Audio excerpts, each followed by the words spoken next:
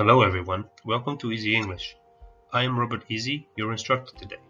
In this interactive video, I will teach you about different types of clauses: the subordinate clause, main clause, and coordinate clause. First, we are going to talk about the subordinate clause and main clause. But before we can learn about the main clause and subordinate clause, we first need to understand the definition of a clause. A clause is a group of words that include a subject and a verb. The first and most common type of clause is the main clause, or also called independent clause. The independent clause is a clause that has both a subject and a verb. The reason why it is called independent is because it shares a complete idea all by itself. This clause does not depend on other sentences to be complete. A good example for an independent clause is the sentence "I love running." This sentence has a subject, I, and the main verb love. Finally, it also shares a complete thought. "I love running" is an understandable and complete statement.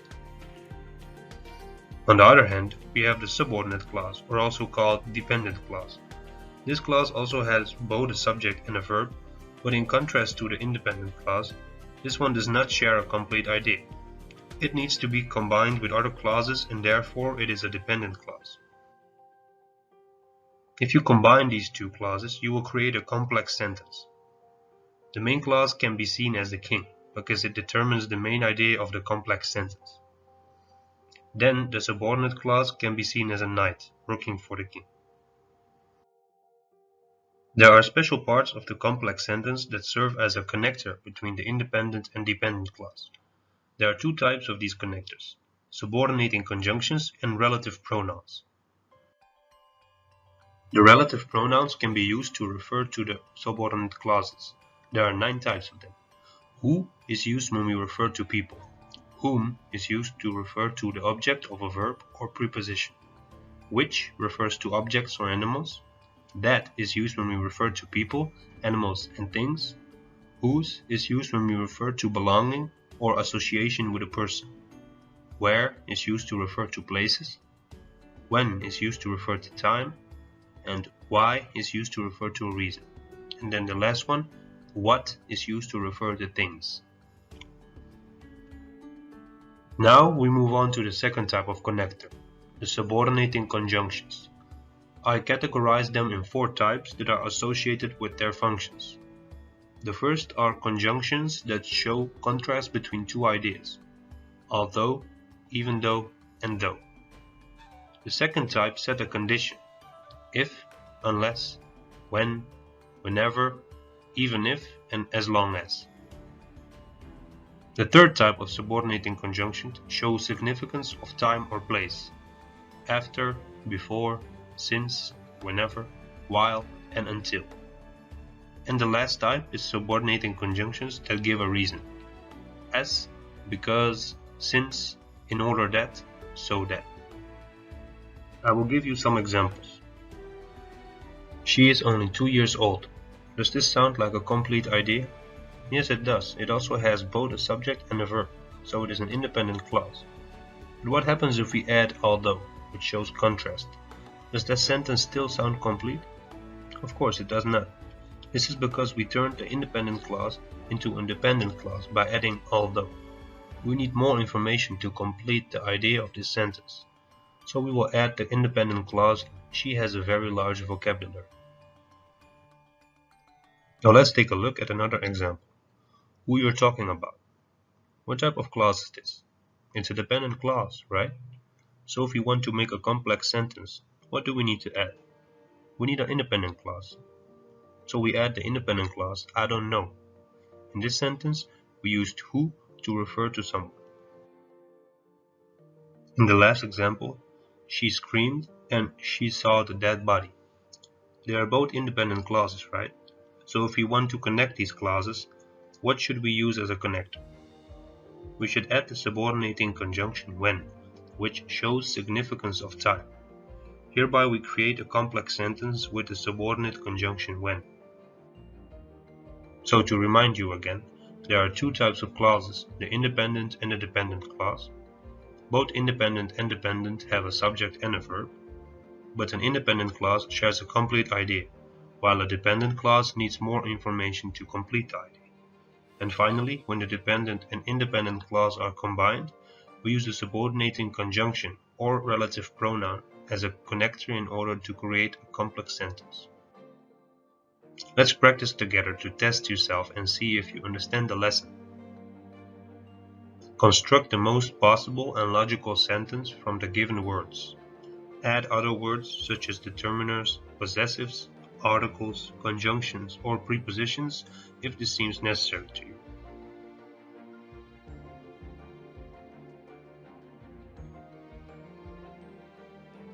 The answer for this question is, when we arrived, the concert had already started.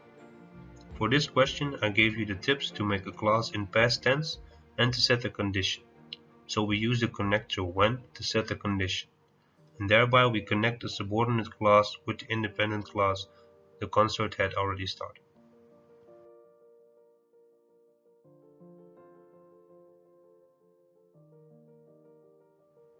The answer is, after we returned from my mother's house, we finished cleaning our apartment. This question stated that we should use a connector that shows significance of time. The subordinating conjunction after is the most appropriate in this situation.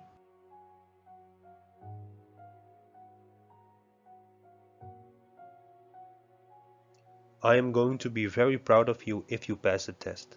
In this question, we have I am going to be very proud of you as the main clause, which combines with the subordinate clause if you pass the test.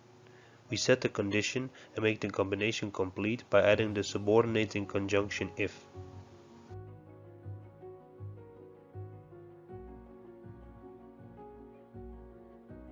The answer for this question is, I can't wait to take a dive into the sea when I arrive at the beach. The first clause, I can't wait to take a dive into the sea, gives us a complete idea all by itself, so it is the main clause. We add the subordinate clause when I arrive at the beach. When is used to set a condition.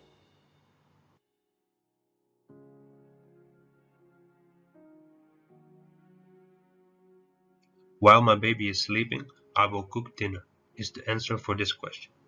In this sentence, we use while as subordinator of time in the first clause, which makes it a dependent clause. I will cook dinner is the main clause.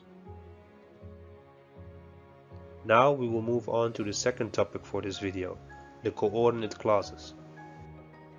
Coordinate clauses are combinations of at least two independent clauses that are connected by coordinating conjunctions. The created sentence is then called a compound sentence. There are different types of coordinating conjunctions. They can be seen as the rope or chain that combines the different independent clauses and creates a complete sentence that makes sense. Let's take a look at these different coordinating conjunctions. There is an easy mnemonic that can be used to remember the different types of coordinating conjunctions. This mnemonic is called femboys. The F stands for the word for. This one is used when there is one clause that gives the reason for something happening in the other clause. The A stands for the word and. It is mostly used when a clause adds more information. The N stands for the word nor. It is used to show a rejection of two choices. One clause states something negatively and the other clause makes another negative statement. The B stands for but. This conjunction is used to show contrast. One clause states something contrary to the other clause. The O stands for the conjunction or. This one is used when two clauses present two affirmative choices. The Y stands for the conjunction yet, also used to show contrast. The last letter, S, stands for so. It is used to display result and it links a cause with the effect. Let's take a look at this example. You must study hard or you will fail. This sentence is a combination of two independent clauses. As you can see, both have a subject and a verb. In the first clause, you is the subject and study is the main verb. The second clause has the subject you and the main verb fail. Also, both clauses represent a complete idea. You must study hard and you will fail. These two clauses are connected by the coordinator or. A coordinator is another name for a coordinating conjunction. In this situation, or is used to display two different choices. You must study hard, or you will fail. Let's look at the second example. John was reading, Julie was writing letters, and Fred was playing his guitar. You can see that this sentence has more than two clauses, but each of them still has a subject and a verb theme, as is underlined. Each of them also shares a complete thought. The coordinator here is AND, because the last clause just adds more information in relation to the first two. We have come to the conclusion of our lesson about coordinate clauses. A coordinate clause is the combination of two or more independent clauses. Each of these clauses has its own subject and verb, and they also express a complete idea. The clauses are connected by coordinating conjunctions. The different types of coordinating conjunctions can be summarized with the mnemonic femboys: for, and, nor, but, or, yet, and so. So now it is time to practice a bit with the knowledge that you gained during this video. You can use the same instructions as you use for the subordinate clause and main clause.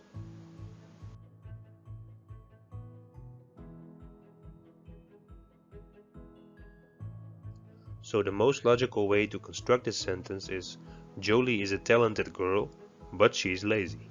The hint in this question is to display contrast between the two clauses. Jolie is talented, but she is lazy. That is a contradicting statement. So the best conjunction to use is but. It connects the two clauses and shows that the second clause contradicts the first clause.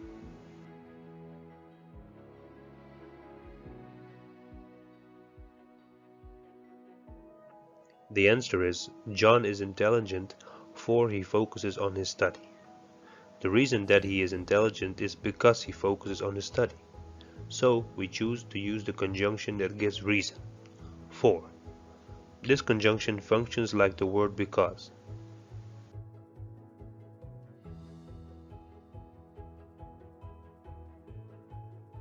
The answer is: Larry's family went to the zoo, but they didn't enjoy. This question instructs to create a sentence that is in past tense and negative. So that means one of the clauses has to be negative. If we say Larry's family didn't go to the zoo, but they enjoyed, it would not sound so logical. Because we are dealing with a contradicting statement, we use but again, although the conjunction yet would also be correct.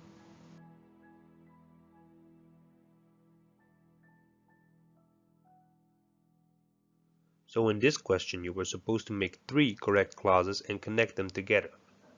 I gave small hints about the answer by putting the commas in the question. It shows that the final sentence consists out of 3 clauses. The conjunction AND is used because the final clause gives more information about the situation.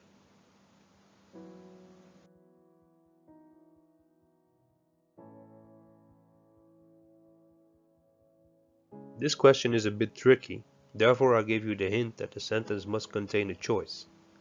The answer is: people either hide or run away from the earthquake. The sentence has to be in present tense and use or in combination with either to present the choice. That's it for the questions today. I hope you were able to test your knowledge and see if you understand the information. If you don't understand it completely, then you can go back and try to watch the video again. Thanks for watching. I hope you enjoyed it and you learned something.